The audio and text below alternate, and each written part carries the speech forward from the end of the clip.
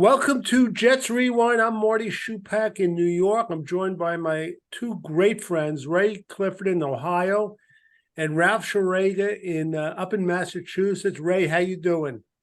Doing good. Fall has hit here in Ohio. We went from 70s yesterday. We aren't going to get much more than mid 50s for the next week at least. So, it's good running weather. yeah. Yeah. Okay, Ralph, how you For your doing? life. How you Very, doing? very well. Very well.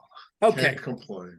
All right, let's start with a trivia question. I went digging deep we do have a mixed brew of fans, some old, some new. These are for like a lot of the older fans. Oh, so's mine. It's more of a guessing game, but you might appreciate it. Okay, here we go. The Jets are 17-21-1 versus the Denver Broncos. Okay, now on October 31st, that's Halloween 1965, the Jets beat the Broncos 45-10 at Shea, a tremendous victory. Now, Denver used two quarterbacks, one named John McCormick and one named Mickey Slaughter. Right. Okay. By the way, Ralph, I have a note here to let you know McCormick is from Boston. He went to Boston College. And Mickey Slaughter went to Louisiana Tech of Jack Cordero fame. But anyway, and Terry Bradshaw. Terry Bradshaw, but Jack's more famous. Well, in my book, he is. Yeah. The Jets had 5 interceptions against them. McCormick threw 2, Slaughter threw 3. All I want you to do, and I think you could both get these, the 5 interceptions, 5 different players, I want you to name just 2 of them, and I'll give you a couple of hints. Daynard Paulson's got to be one of them. None were returned for TDs, and only one of the players was a cornerback, okay? Oh, so we'll come back to that question, but you know, we're going into Denver. Marty, let me give you my quick question. Go ahead, Rob. We all remember Joe Namath's great movie career, and my favorite movie of his, of course, was CC and Company.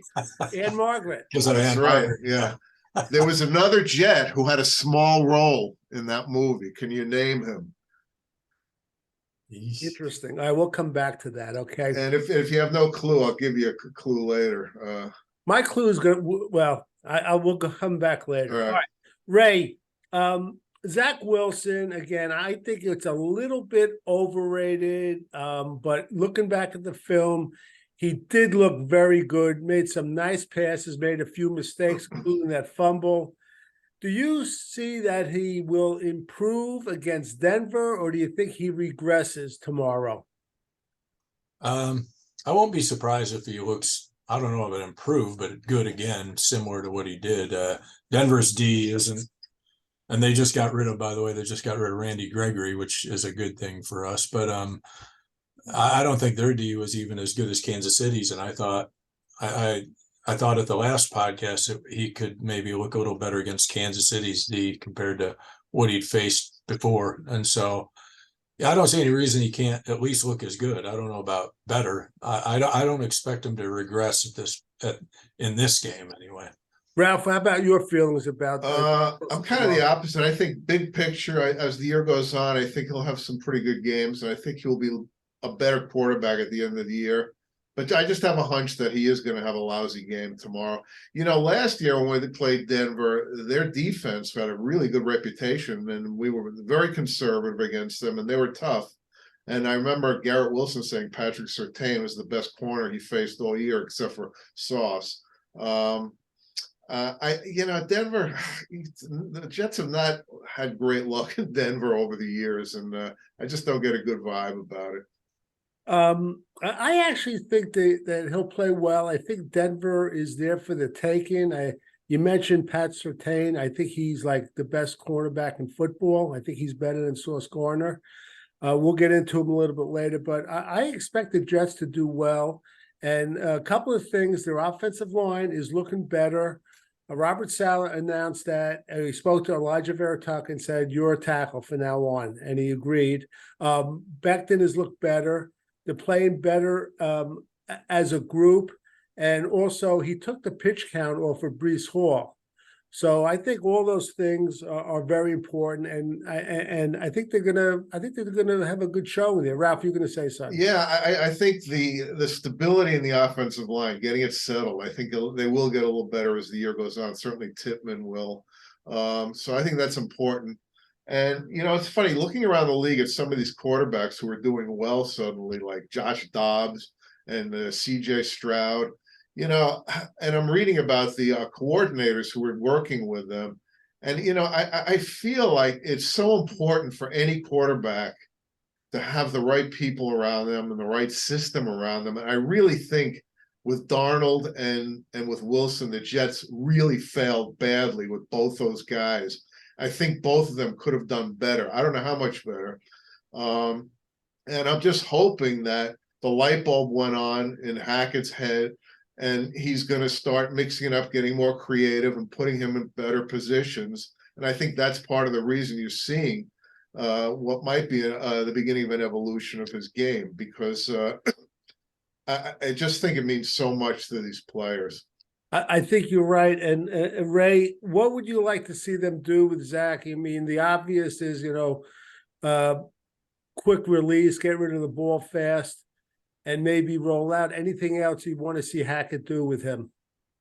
I think just keep mixing it up. I mean, just go the path that you went with the last game. I mean, I think I agree with Ralph. I think Hackett was the difference in a lot of what Zach did last week, because I think that's a trust factor. But I think it hit a point where Hackett said, this is what we got. I got to trust it and go with a better game plan and start opening it up. We can't just keep babying the kid and trying to, do little dink and dunk stuff. We got to just throw it at him and see what happens. And I think they saw he could handle it a little bit last game.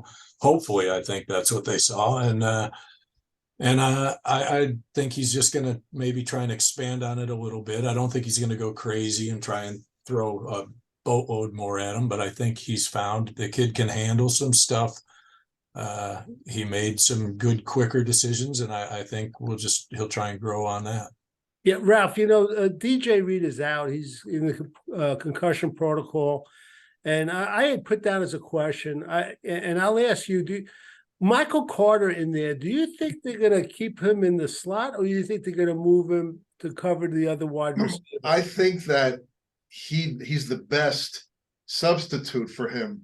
The question is, if they move him to outside and they put someone like Bryce Hall, I'm getting my Bryces and Breeces and Huffs mixed up, on the interior, can he play that? Or is Bryce Hall much better or much less worse on the outside?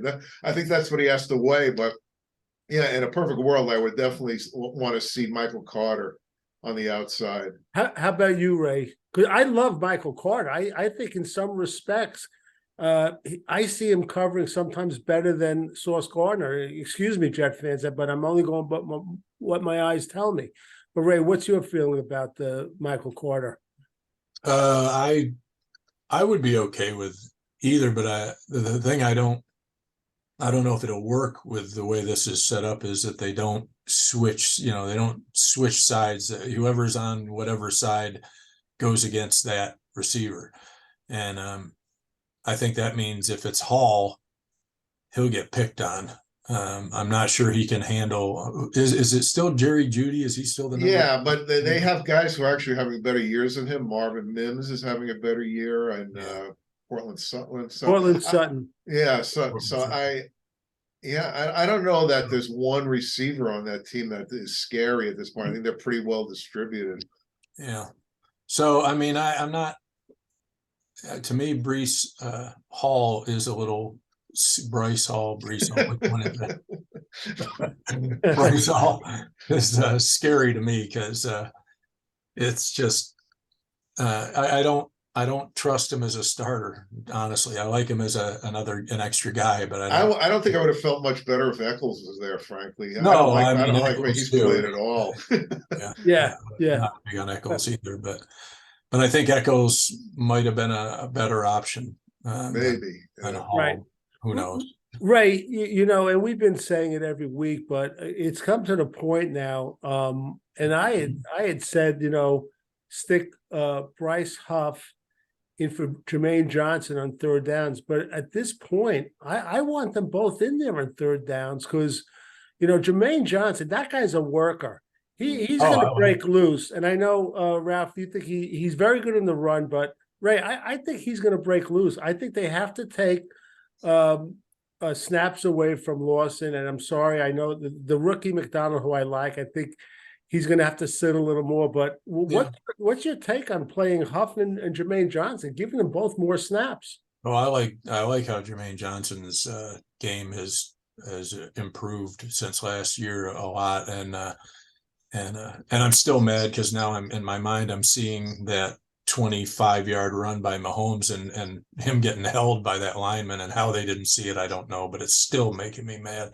But he is getting close. He's as far as sacks go, he's still, you know, to me, even if he isn't getting the sack, just get pressure there is still a good thing. And that's the thing I like, is just get some pressure so that they can't sit back there and, you know, wait on whoever they want to get open. And that'll help our DBs. You know, that's what I was going to say, was our pass rush is going to be what'll decide how good our DBs are, because I think if we can get pressure so Wilson isn't got all day back there, that, you know, the sooner he has to release it, the better off we are. Ralph, well, how about you, your take? Because I had thought to sit Jermaine Johnson, but I came 180 degrees on that. No, I agree with you. I think he really has a lot of energy out there, and I think you're right. He even if he doesn't get sacks, which I think they'll come, I think they will come. Carl Lawson's been fairly invisible, and yeah, McDonald just I think he has to wait his turn too. Yeah. But the whole Bryce Huff thing, though, I mean, that's one of the topics, the hot topics I read with Jet fans. What are they going to do about this guy? And We've been saying that though I since know, last I year know, when I know. we couldn't understand. He wasn't activated the first two I games. know. And Well, we I'm were thinking in screaming, terms of his contract. Yeah. And lock him I up. think they're crazy if they don't, because if they let it go until the end of the year, he's going to test the market. I think, you know, guys like this, you know, they've had this guy on the cheap for 3 years now, so I think he should get some money. He's worth it. Ralph, if they, you know, if he signs as a free agent, I mean, the best they could do as a comp pick would be what, third round? Do they give second rounds? No, they No. don't. Third is the best. Jesus, what a shame. Nowhere ahead too, right down the road. I think we're getting other comps too for our third round. I forget, but from what I remember, someone said that they're going to get some comp picks this year. Right. Ralph, you know, I had said it on Jets 2-Minute Tuesday how they were giving up an average of 148 yards on the ground. Okay. And it just drives me nuts that these other teams, it's not just the holes they're opening up, but it's also the yards after contact. Do you see any thing the Jets could do to correct this going into Denver? I think it's an energy problem. You know, when you're getting beaten like that on the run, you're just getting out physical, and I think they just have to bring more energy to this thing. They have the players. There's no way that they should be getting gashed like they are. Maybe they're not going to be like absolutely dominant, but they've got to do better. I think they will do better. Yeah, and Ray, how about you? I mean, you've noticed that you know, we're getting torched on the ground. Oh, yeah. I said basically since week one that they've disappointed me from that standpoint a lot. I don't know at this point if it's just energy, or, I mean, how about not just doing 4 guys rushing, just even if it's a rush blitz, you know, Right. instead of a passing blitz, just Sure. send that extra guy and try and clog it up in there or something. I don't know. It just seems like they aren't getting, they're giving ground at the point of attack. Yeah, and also every runner that we go up against looks like Marshawn Lynch. You know, he's just getting fighting off three guys. I know we got some guys who want to make the highlight tackles, and but you know, and I think that is just getting more physical, and getting your head into the game. And the one thing that bothers me that it seems like they're still doing too much of is the guy who's making the initial contact is then trying to tear the ball out. Right. You stop the guy and let the guy coming in second or third try and tear the damn ball out, and you try and get him on the ground, or at least hold him to where he's at.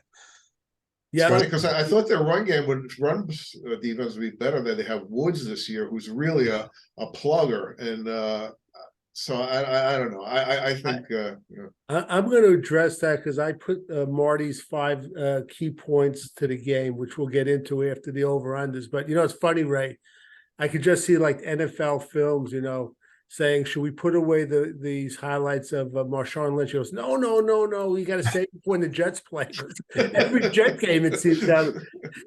And it doesn't matter how big the guy is. Yeah. You talk about the guy. Who's the guy there that just tore us up from Kansas City? He is. Yeah, Pacheco was like a little guy. 7th round pick from Rutgers. Yeah, he's like half the size of Lynch, and he's running through guys and spinning around and breaking tackles. It was really incredible. Okay, well, let's have some fun, do some over-unders. And the first question I have before we get at the over-unders, Ray, who's going to have more passing yardage, Zach or Russell Wilson? Well, till I see our defense play a little tougher, I'm going to say Russell Wilson. Oh, wow. Okay. Ralph? I'm gonna really take a leap here. I'm gonna say Wilson. Okay. Yeah. No, I'll go with the Russell Wilson. Yeah. Okay. I'm going to go with Zach, and you know I'm a Zach. Marty's a Zach guy. Talking about 180s. Marty's does more flip flops than a politician. That's true. I admit it. I'm a front runner. I'm the first. That's all right. I'm sorry. I like the direction you're going in, Marty. Okay. All right.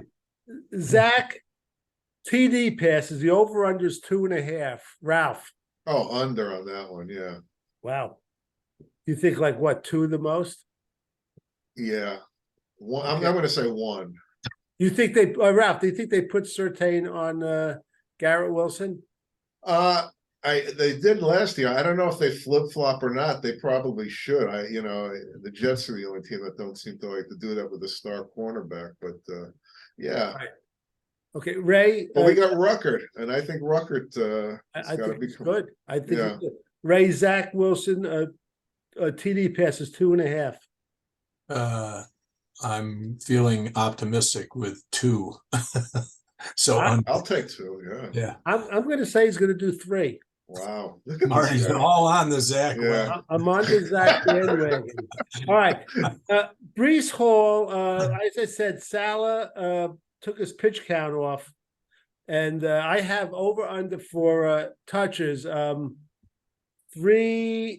I think. 12.5. Well, yeah, I know. Of course, Rob August is calling right now. He always does it. 12.5 touches. How does he know when you're on? He just knows. So, Ray, 12.5 touches. That includes passes out of the backfield. Breece Hall, what do you think? Over under? Oh, I'll go over on that. Even though at that altitude, I don't know how if he's got his system built up too much, but I still think he'll go over that. Okay, Ralph. What do you? I'm definitely going to go over 2 because I think Cook is cooked, and I think they realize it too. Right. Okay. You know what? I'm going to go out. I'm going to say over, but I say he's going to break one for over 40 yards, either He's a done run, that. a run or a screen. But I think he's going to take it to the house this time too. I really believe that. Okay. Jets intercepting a half, over under. Ralph. Yeah, I'm going to go over on that one. Good for you. Okay. Ray. It's going to be Ashton Davis. You're taking away all my key points of the game, Ralph. All right. Go ahead, Ray. We've known each other too long. We haven't gotten a fumble in forever, but I think we could. I think we can get one. Okay, and I'm going to skip the next one. I'll go right to fumbles. Ray, fumbles a half. What do you think? Do we get one? Under. I Do we see get it's none? one I'm gonna. Ralph? Fumbles, recover? Nah, we're never going to recover another one for Yeah. 10 years. Okay. Jeremy Ruckert, everyone is favored local guy who I read this week. He loved the Jets growing up on Long Island, and he used to go to Jet games around Halloween. Him and his friends dressed up as different Jets players. Jeremy Ruckert, receptions, over under is 3.5. Ralph. 3.5. Boy, you make it tough, Marty. You should be working in Vegas. I'll say over. Okay, good. Ray, what do you say? Well, before I answer, I got what you just said. You're just up. That's Ralph. That's my phone. Sorry. I thought it was. That's Rob August calling Ralph now. This guy's like in the CIA. He knows everything. Go ahead. Are you Ray. just hearing that he grew up a Jets fan? No. Okay. I heard that. I say you just read it this week. I read that he got dressed up as a Halloween stuff. Halloween. So I knew he was a Jet fan, big Jet. His whole family, they were ecstatic. Yeah, I think he'll go over. I mean, at least I think he'll get, that many looks. Whether or not Zach gets him the ball is a whole nother issue. But I think Right. I think he'll go over. Okay. Garrett Wilson, Ray, 6.5 receptions.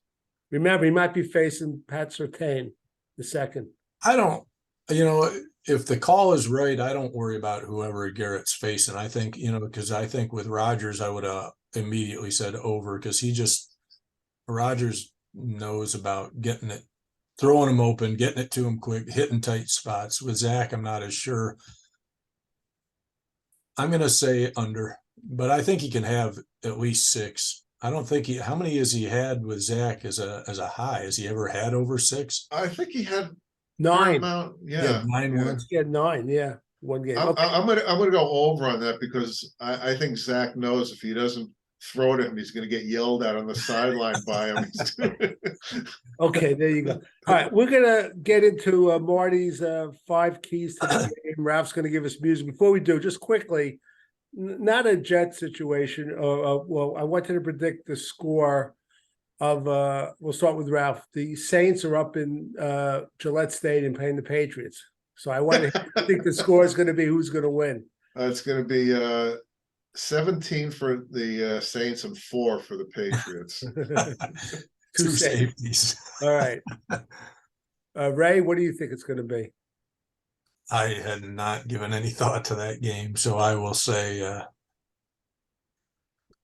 well, with Judon out, I think their defense is definitely at a disadvantage. I'm going to say 21-14. I'd be shocked if either team scores 21. I say it's going to be 13-10 Patriots. Well, Gonzalez and Judon. Yeah, I was just joking about that. I actually think the Patriots are going to win this game. It's the kind of game that Belichick will win. It's just which is good, by the way. I don't want that team to just spiral out of control and be in the Caleb Williams. I'd like to see him win 6 or 7 games. Yes, I agree. Yeah. I agree, which is good. All right, Ralph, a little music as we're going to have Marty's 5 keys to the game, and I might have even a... Here we go. Here's a key, and you guys touched on like 2 or 3 of them, but I want Al Woods on the field more. We got to stop the running. I don't care if it's a passing situation. We get caught up. I drank the Quentin Jefferson Kool-Aid 2 weeks ago when he had a couple of sacks, or 3 weeks ago. I'm over that. I want Al Woods on the field more. The second one is I want Ashton Davis there. I want him even if he has to be like the 3rd linebacker, I don't want to see Damian Sherwood there. I'm getting to really warm up to this Ashton Davis. And it seems like things happen up there. I know, Ray, I seem to flip-flop. And funny. Well, you could react after this. I would also test Pat Surtain. I think they're going to go in thinking that they're going to go away from him, but I would try to test him. I think Zach has the release to do it. And I would continue with Zach on the quick passes. I would roll him out, and I would try to have a designed Zach run, which I've been saying for 3 years, a safe design run where he runs around or bootlegs, and he could just run out of bounds if it's not open or something too. And I said, whoever the number one receiver is, I would try to put Michael Carter on that. I thought it was Jerry Jeudy, but Ralph said you don't think the other guys are having better years. Marvin Mims has definitely had more catches this year. Is he from Texas or Texas Tech or Texas A&M? I forget. Okay. I don't think he's related to the other one. No, he's not. He's not. No, he catches the ball and knows where he's running and all that. Yeah. Well, we don't know if the other guy can catch. He never plays. Right. And we didn't know what route he was running either. So. And here's what I'm going to surprise you guys, because he's on my lousy list like everyone's.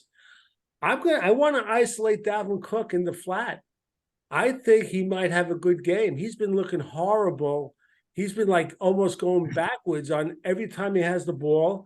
I would isolate him and see if he could break one. So those are my 5 or 6 keys to the game. So let's go in for the prediction of the game. We'll start with Ray Clifford, the Buckeye from Ohio. Go ahead, Ray. I really think the Jets can win it, but like Ralph said, they've never done really well against the Broncos, especially up there. But I think they can do it. I think if the defense shows up this time, and I mean the line more than anything else, I think we can. I think we can win like 24-17. Okay, good, Ralph. I'm going to go 17-13 Denver. This is the 3rd straight time the Jets have played up in Denver. I don't know why the schedule, how that happens in the NFL, but it's my whole life, it always seems like the Jets are playing in Denver for some reason.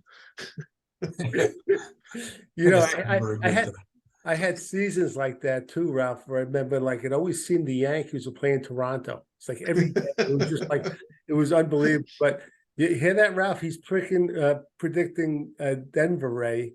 Yeah, we don't want that, because we want to make sure Ralph stays with us on this podcast. But I'm going to go out on the limb. Jets 28-13. Zach's going to throw 3 TD passes.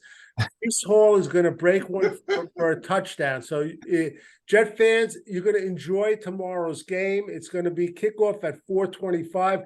Let's go back to the trivia questions before we close out. Let me just interject one thing, Marty. Dick Butkus died this week. Oh, yes. And he's one of the greatest players of all time. In 1965 draft, with the 3rd pick, Bears picked Butkus, and with the 4th pick, they picked Gale Sayers.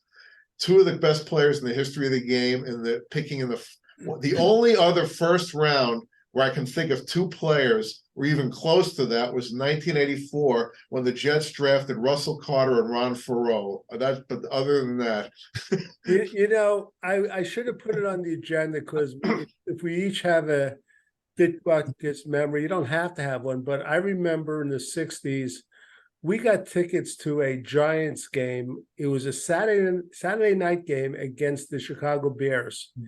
And I can't tell you who won, but I remember one play where Butkus hit one of the Giants out of bounds in such ferocity. I never saw anything like that. The funny thing was the referee was standing right next to him, and he was like frozen in his tracks. I think he was like shocked. He was afraid to throw the flag. I'll never forget that as long as I live, though.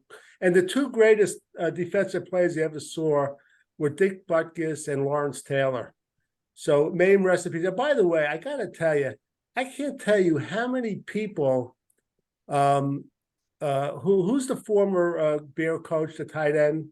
Ditka. Yeah, how many people mix these guys up? They put pictures of Ditka on the internet, on everything, and on Twitter saying, rest in peace, Dick Butkus. I'm telling you, it was incredible. All right, let's go back to the trivia question. Ralph, let me go first, because yours is more of a fun question. My trivia question was the Jets-Denver, going back to October 31st, 1965. The Jets beat the Broncos 45-10. The Jets had 5 interceptions against their 2 quarterbacks, And I want to know 5 different players. I want from Ray and Ralph the names of 2 of them. And the hint was only one of the 5 interceptions was from a defensive back. So Ralph, give me your 2.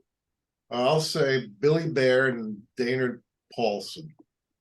You're wrong on both. All right, Ray. Well, then I am too, because I was going to say the same thing. Wow, incredible. All right, let me How go. about Larry Grantham? That's one of them. Yeah. Paul Crane. I thought you Nope. said the others were safeties. I No. said it wasn't, it was only one cornerback. Only one defensive back, I thought you said. Okay.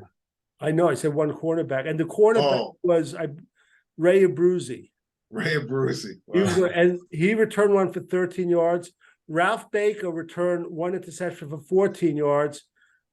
You're going to love this one, guys. Verlin Biggs returned one. I figured it was a lineman, yeah. 44 yards. Ralph got the Larry Grantham. He returned one for no yards. And the last one, I'll give you a hint.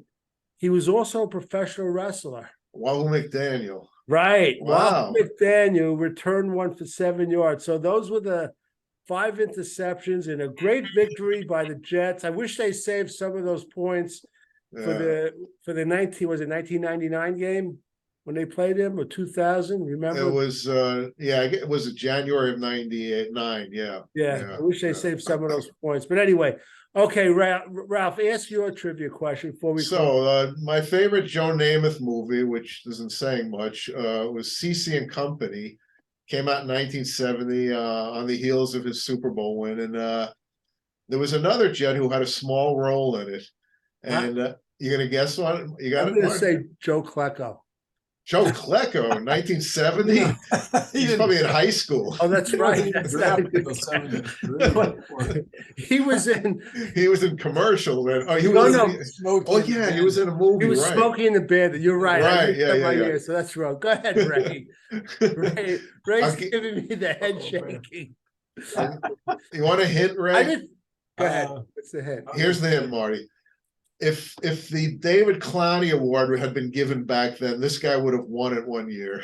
Oh, okay. It was it the Mike Battle? Yes, Mike Battle. Mike Battle, who the thing you have to say about him is he wasn't big, but he was slow. That's right. If you remember that punt, Marty, that punt return, which gave him 2 years as a player against the Giants in the preseason. It was their first preseason game against the Giants. They killed him. And Mike Battle gets his punt return. And to me, it reminded me of like watching Alfalfa return a punt where banana peels are coming out of his pants. He's barely running, but everyone's tripping and falling around him. I remember that scene. That's right. Yeah, so that go ahead, Ray. Who were the ones who did was it Brill Cream? They did like the hair. Oh yeah, the four Jets. That was another question. I was going to pick one of them. And you know what's funny about that? I've been looking for that on YouTube for years. I can't find it. I know it was Bake Turner. Bake Turner. Matt Snell was one. Was Brother Matt Snell. That was what he called him. Country Don Maynard. And I think the other one was Jim Turner, if I'm not mistaken. It was Jim Turner. You're right, Mr. Jim Turner. But Bake Turner was the guy who sang and played the guitar. That's who I was trying to think. Bake Turner. Yeah, that was the four Jets. That's what I was going to say. All right. Well, actually, and there was another Brill Cream commercial with that had Jets in it. Remember who it was, Marty? Was it with Brill Cream? It wasn't with Ann Margaret, was it? No, that was with the shaving. That was shaving Noxema, yeah. It was Weeb Eubank. And then at one point he says, "Okay, all you hairs, make a part." Oh yeah. So now all the under 50s who are listening to this are falling asleep, I'm sure. We're gonna close this out. Ray, what's the big college game on today? Texas, Oklahoma. Yeah. Oh, is it? The River rivalry is right. Yeah. Although Ohio State's playing Maryland, which usually would be a snoozer, but Tua Tagovailoa's brother is he's the quarterback, quarterback, and he's having a pretty good year, so that could be an interesting game. I doubt it, but yeah, I do too. But they do tend to throw it all over the field, so it could be a fun one to watch. There you go. All right, for Ray Clifford in Ohio, Ralph Schrager in Massachusetts, and I'm Marty Schupak. I'm in New York. Let's go Jets. Until next time.